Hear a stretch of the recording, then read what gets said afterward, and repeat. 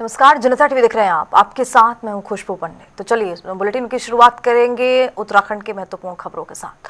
मुख्यमंत्री पुष्कर सिंह धामी ने लालकुआं क्षेत्र के बिंदु खता को राजस्व ग्राम बनाए जाने की बड़ी घोषणा कर दी। पुनर्जीवित करते हुए महत्वपूर्ण कदम उठाया। वन संबंधी जटिलताओं और आवश्यक स्वीकृतियों के कारण ये प्रक्रिया पहले ही लंबित की गई, लेकिन अब विधिक और प्रशासनिक प्रक्रियाओं को पूरा करके आगे की कार्रवाई की जाएगी। लंबे समय से राजस्व ग्राम का दर्जा देने की मांग कर रहे स्थानीय निवासियों को इस फैसले से राहत मिलेगी। सरकार ने स्पष्ट कर दिया है कि आवश्यक औपचारिकताओं को पूरा कर जल्द निर्णय को और भी अमलीजामा पहनाने की पूरी तैयारी है।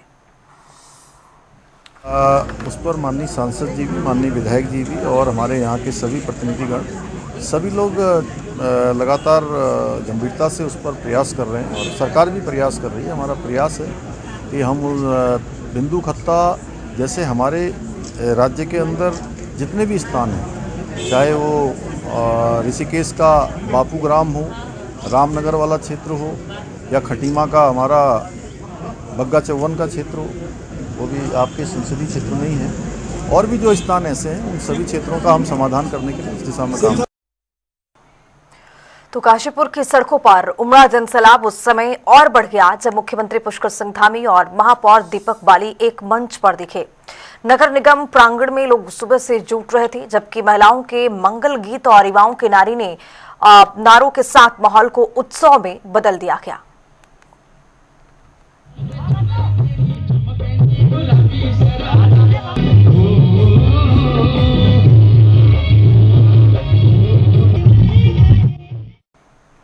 मुख्यमंत्री पुष्कर सिंह धामी हल्द्वानी पहुंचे, जहां उन्होंने विकास कार्यों की समीक्षा करते हुए विपक्ष पर तीखा हमला बोला। वहीं उन्होंने टूल किट के जरिए छवि खराब करने का आरोप लगाते हुए कहा कि 9 मार्च से शुरू होने वाला बजट सत्र जनता संवाद का मंच होगा, जिसमें विकास, रोजगार, पारदर्शिता पर खास ध्यान दिया जाएगा। एक बहुत बड़ा टूल किट अर्बन नक्सल गैंग और व्यवस्था विरोधी लोग जो आज देश विरोधी काम करने में भी पीछे नहीं है। जैसा आपने देखा अभी एआई समिट देश के अंदर होती है और किस प्रकार से भारत को बदनाम करने के लिए, देश को बदनाम करने के लिए वहाँ पर प्रदर्शन करवाया जाता है, सुनियोजित षड्यंत्र है। वो सारे लोग देवभूमि उत्तराखंड में भी हम लैंड जिहाद पर कार्रवाई करते हैं, धर्मांतरण का कानून लाते हैं, दंगा रोकने का कानून लाते हैं, मदरसा बोर्ड समाप्त करते हैं या समान नागरिक संहिता का कानून हम राज्य के अंदर लागू करते हैं, लव जिहाद के खिलाफ कार्रवाई करते हैं या थूक जिहाद जैसी घृणित मानसिकता के खिलाफ जो है हम कठोर कदम उठाते हैं, ऑपरेशन कालनेमी चलाते हैं। तो इन सब पर उनके पेट में दर्द होता है, उनको अपच होती है, लेकिन देवभूमि के लोग ऐसे लोगों को बाहर का रास्ता पहले भी दिखाते आए हैं, आगे और तेजी से दिखाएंगे।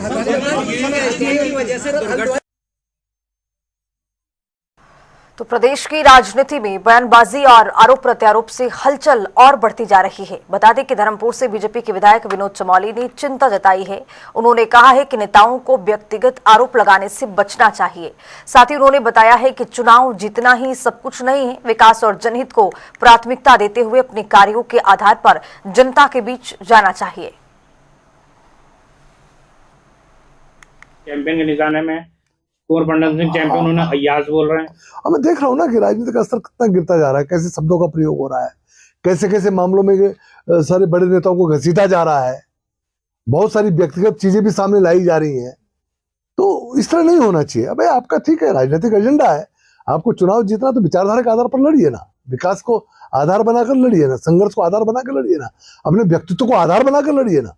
ये सारे विषय हैं जिन पर राजनीति होनी चाहिए। लेकिन मैं देख रहा हूं कि बहुत समय से हमने कभी इतने नीचे स्तर पर उतर कर राजनीति नहीं की है, लेकिन मेरी ही विधानसभा को अगर आप देखें, आप कल्पना करिए क्या क्या लोग बोल जाते हैं, कौन लोग बोल जाते हैं जो हमारे बच्चों की उम्र के हैं, ऐसे लोग बोल जाते हैं जिनका समाज में कोई योगदान नहीं है, ऐसे लोग बोल जाते हैं जो धर्मपुर में सिर्फ विधानसभा लड़ने के लिए किराए पर मकान लेके रह रहे हैं, जो वहां जिनका लेना है ना देना, तो देहरादून से जिनका दूर दूर का संबंध नहीं है, क्योंकि चुनाव जीतना है इसलिए विनोद चमोली के लिए कुछ भी बोल देना है। ये कौन सा मानसिक स्तर है भाई?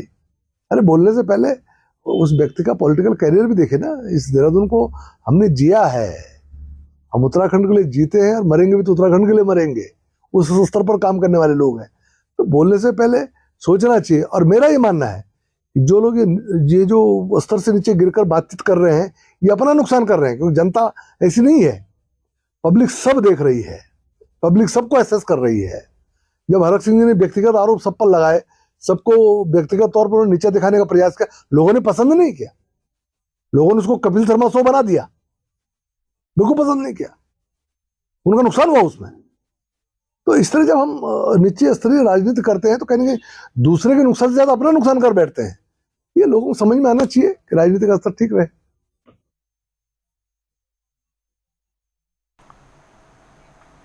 तो आगामी चार धाम यात्रा को देखते हुए और उत्तराखंड से सरकार में स्वास्थ्य व्यवस्थाओं को और मजबूत करने की तैयारी तेज कर दी गई। स्वास्थ्य मंत्री धन सिंह रावत ने बताया है कि इस वर्ष यात्रा मार्ग पर चिकित्सा सुविधाओं का व्यापक विस्तार किया जाएगा।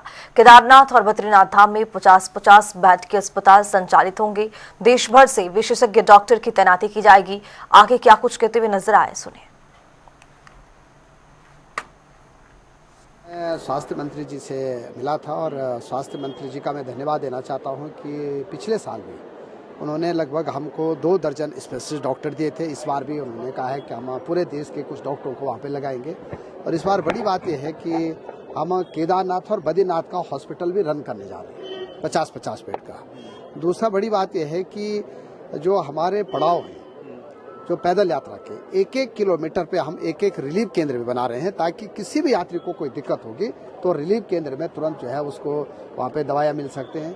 एयर एम्बुलेंस सेवा हम इस साल भी पिछले साल की तरह शुरू कर रहे हैं और इस बार हम एम्बुलेंस सेवा और बढ़ा रहे हैं। जो रिस्पांस टाइम है इसको 15 मिनट करने जा रहे हैं, ताकि किसी भी यात्री को कोई दिक्कत न हो।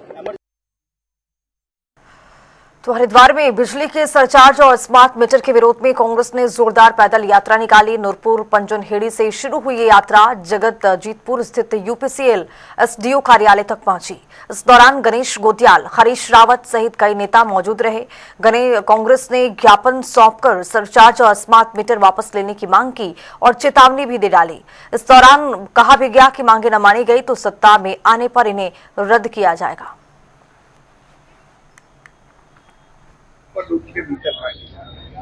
लोग परेशान है इस बात से, बिजली आ नहीं रही है, बिजली के बिल दुगने तिगुने आ रहे हैं।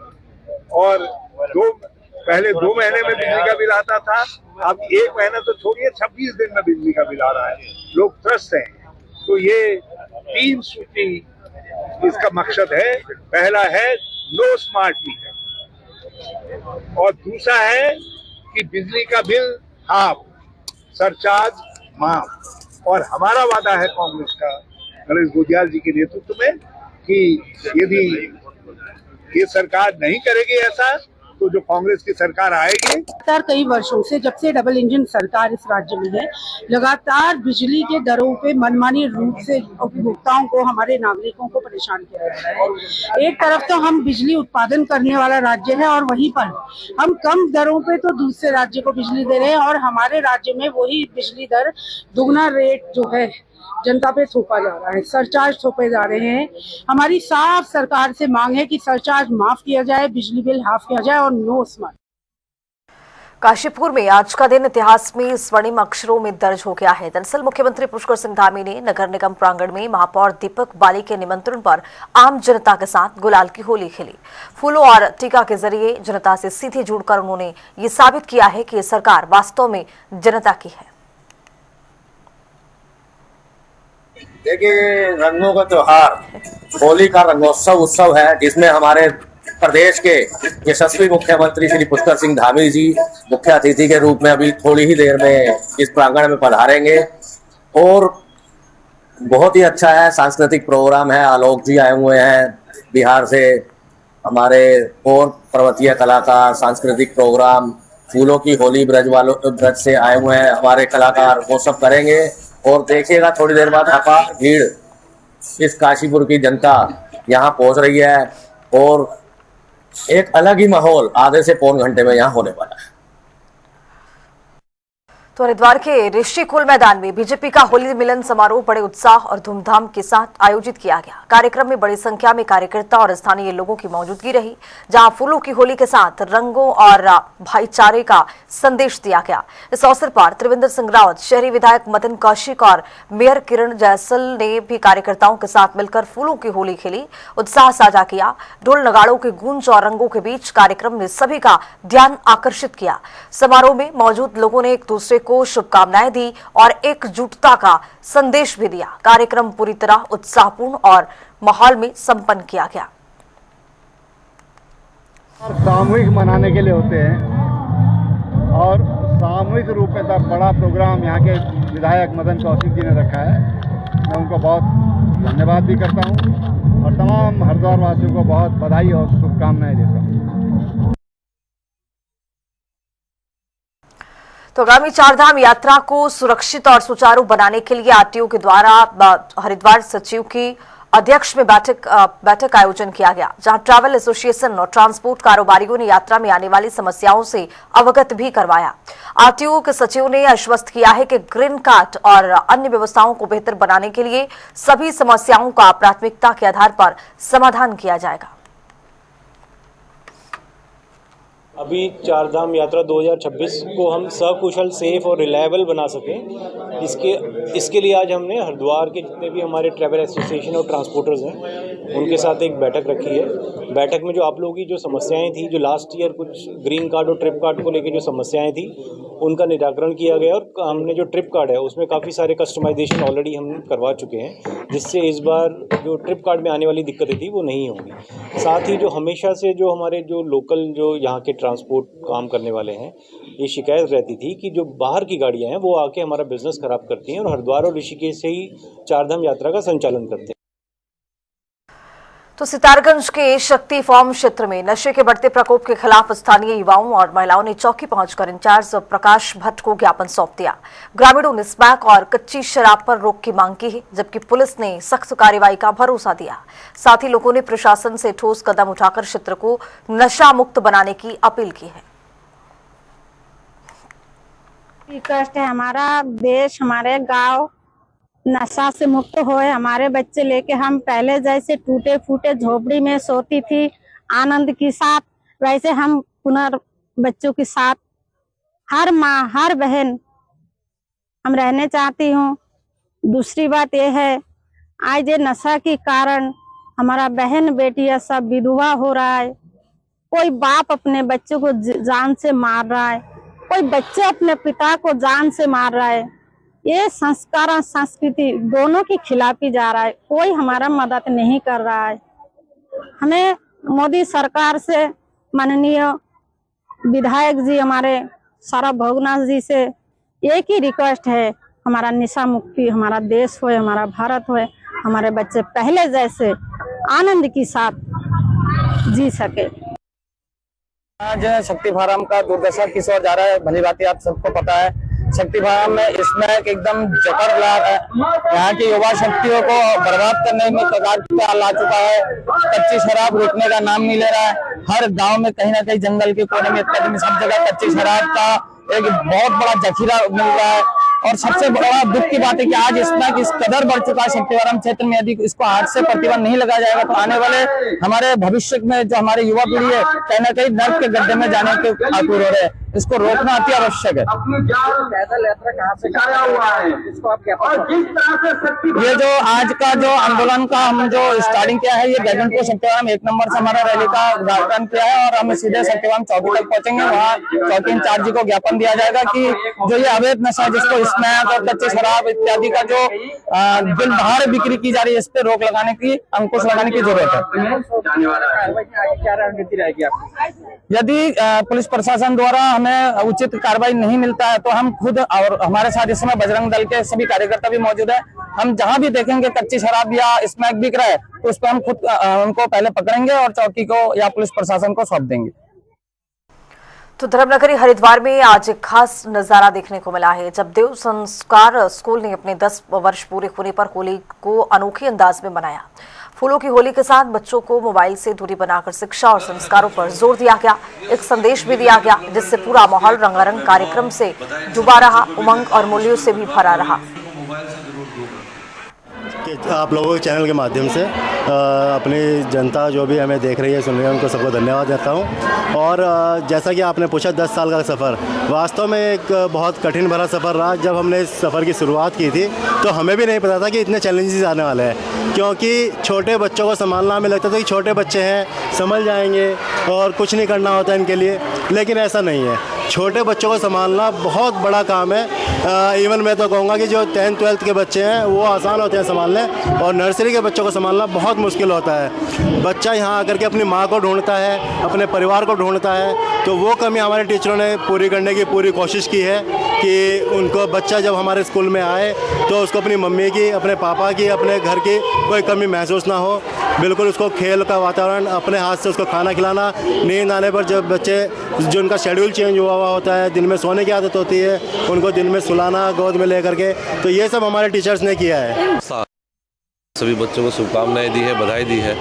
और ये लगभग 10 साल पहले भाई अमित जी ने और उनके पिताजी ने इस संस्था की शुरुआत की थी, और ये 10 साल की अब तक का जो उनका सफ़र रहा है, ये अपने आप में बहुत उत्साह वाला और बहुत आनंद वाला है, क्योंकि जिस तरह से लगातार स्कूल के अंदर बच्चों की संख्या बढ़ती जा रही है, तो वो स्कूल का जो मैनेजमेंट है, जो उनकी टीचिंग स्टाफ है, उसके द्वारा जो बच्चों को शिक्षा जिस तरह की दी जा रही है, ये उसी का परिणाम है। लोगों का, आम अभिभावकों का विद्यालय के प्रति विश्वास बढ़ा है।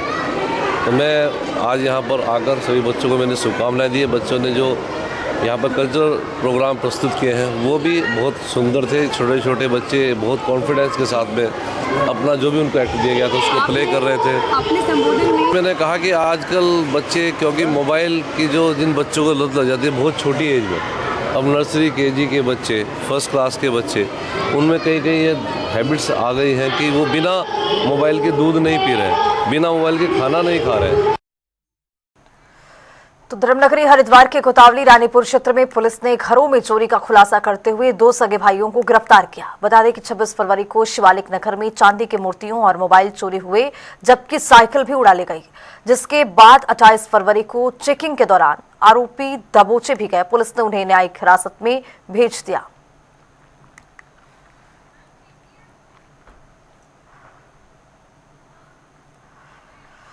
हरिद्वार के रोशनाबाद स्थित जिला कारागार में होली के मौके पर विशेष होली मिलन समारोह का आयोजन किया गया।